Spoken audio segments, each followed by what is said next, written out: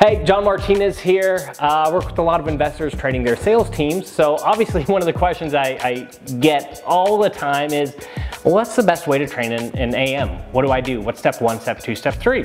So I'm gonna give you just a real quick, easy, simple template to use to follow to get really good results when training a new acquisition manager. Now, I equate this with how most professional services are trained. Let's take physicians, for example. How is a doctor trained?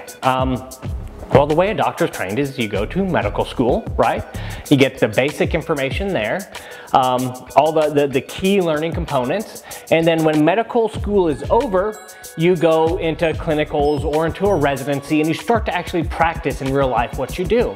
Well, when training an acquisitions manager, it's really similar. I recommend you put them through some type of program or course, whether it's a booklet you put together, whether it's a series of videos and trainings you've grabbed from throughout the internet. A lot of people use our online REI Sales Academy, but whatever it is, I recommend you let them do a lot of that legwork, a lot of that book work on their own. You might pull some negotiation from someone like Chris Voss. You might pull stuff on consultative sales from Spin Selling and Neil Rackham and Huswaite and put it all together. Whatever you do, you want to have just a real systematic self-study program for them to spend 1 or 2 days on to get acclimated with all the basics. The basics aren't going to be enough, just like medical school isn't enough though.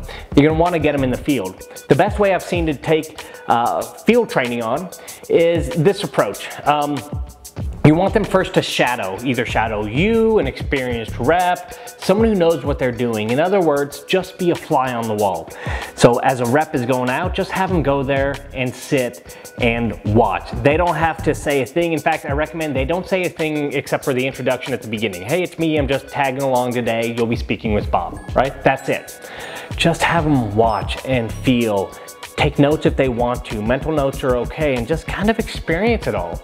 Now, what should happen is after they do that a few times and they shadow, what you can do is start to reverse the roles, which means for a new rep, if I was taking them out, and I've done this many times, I would say, all right, now here's what I want you to do.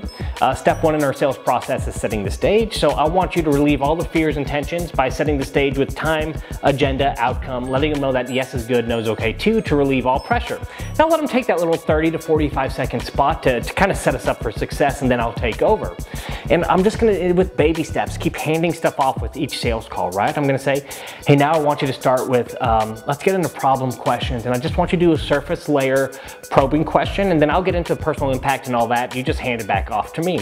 And we do that until eventually roles have completely switched, and they're running the sales call and I'm completely silent. And at the end of each sales call, of course, we're having a little powwow. We're answering each other's questions. I'm saying, hey, here's what I've observed. Try this. I saw you got uncomfortable here. Try this. That rep might say, hey, I didn't know really where to go here. What do I do? And you just talk about it. And the goal is during your clinicals or your residency or whatever you want to call it, you just shadow where they do all the watching and you do all the selling. And then over the course of 1 or 2 days, it switches. And at the end of that, that's a good 3 to 4 day program that's going to get an acquisition agent up and running as quickly as possible. I hope that helps.